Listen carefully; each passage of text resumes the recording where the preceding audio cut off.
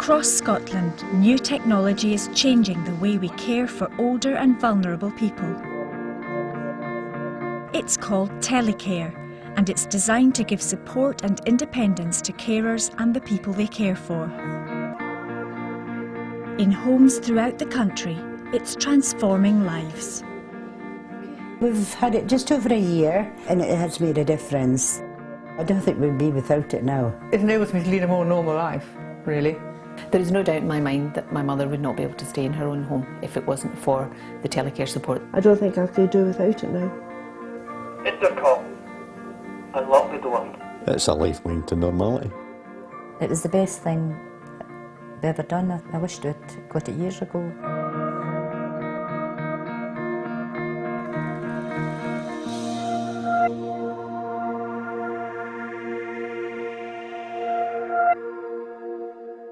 Telecare is basically a range of technology and the associated services which allow people to stay at home for longer in safety and independence and security.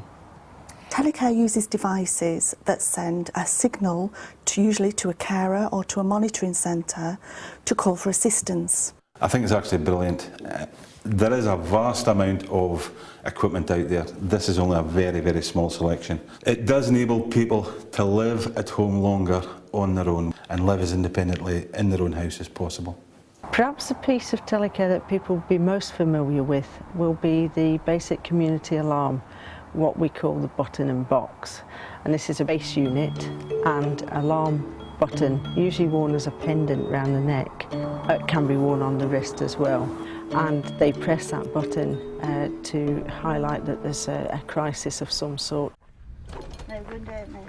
The community alarm, or button and box, makes a vital difference to many people, like Sheila and Simon. I cared for my husband, Simon. About 2.5 years ago, Simon got damage to his spine and it's left him unable to walk, unable to support his own weight. It's also left his left hand quite paralysed as well. Bye. Bye. It was quite scary, the thought that he would come out of hospital and I wouldn't be able to manage him, because I knew he would be very dependent. I couldn't be away from home very long because we live very remotely here and nobody would call in on him for a long time, so it would be quite worrying. But Sheila's fears were overcome when an occupational therapist recommended Telecare. OK then, Simon, we'd watch telly and things. The Telecare we have is the kind where Simon has a cord around his neck with a red button, and if anything were to happen he would press the red button if he fell or if the house caught fire or just anything really. So can you press for us, Simon, please? Can you press the button? Do not worry, your alarm telephone is dialing for assistance. Your call has been accepted. Please wait. Hi, Mr. Oakes. You're through to Melissa at Hanover Telecare. Hello, hi, it's just Mrs. Oakes. We're just testing. Thank you very much. Well, that's great, Mrs. Oakes. That's coming to us loud and clear. OK, bye. Thank you. Bye now. Bye. If Simon really had a problem, he would try to talk to them if he was close enough. And if he couldn't hear them and couldn't converse with them, they would just keep saying, don't worry, and they would dial the neighbours up the road in turn. And if they got no response, they would just call the ambulance anyway. I think it enables him to lead a much more normal life. If he felt that people had to be in with him all the time, I think he would feel quite frustrated and it would be irritating to him, whereas he can just sort of get on and watch whatever he wants or do whatever he wants, knowing that if anything happens, it's there at the press of a button. And Sheila has the freedom to continue her business as a driving instructor, something she feels certain she would have lost without Telecare.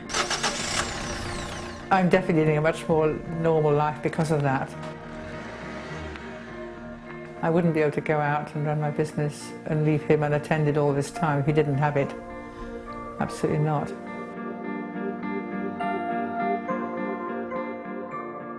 We're now moving far more onto second generation Telecare now, and by that I mean that we have more intelligent sensors that remove the need for the service user to actually raise the alarm by pushing a button. So these devices actually can sense a crisis and automatically make that phone call to the control centre. The most common sensor that we use would be a falls detector, which is a little box worn round the service user's waist, and basically that detects when somebody is toppled and automatically raises the alarm. Having a fall detector has been a crucial support for Margaret and Bob. It's my husband. He's got heart disease, vascular problems. He takes epileptic seizures and he has problems with his walking. As Bob's health deteriorated, it became impossible to leave him unattended. A couple of times I came back and he was lying on the floor because he couldn't get back up again on his own. Or if he banged his head, because he has aneurysms, and anything could happen if he was going to fall and start bleeding internally. The care manager at the GP surgery recommended Telecare. We've got the Telecare alarm, and he's also got a pendant he wears around his neck, and he also wears a fall alarm when he's in on his own, and if it's tilted to the side, you know, if he falls, it goes off as well. Now Margaret has peace of mind when she needs to go into town. If Bob has a fall, the control unit will send an emergency call to the monitoring centre, who will contact her straight away.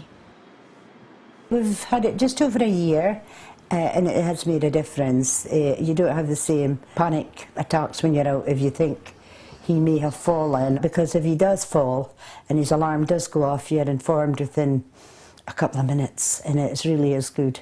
And I think he feels the same as well. And I don't think we'd be without it now, because it really is very assuring.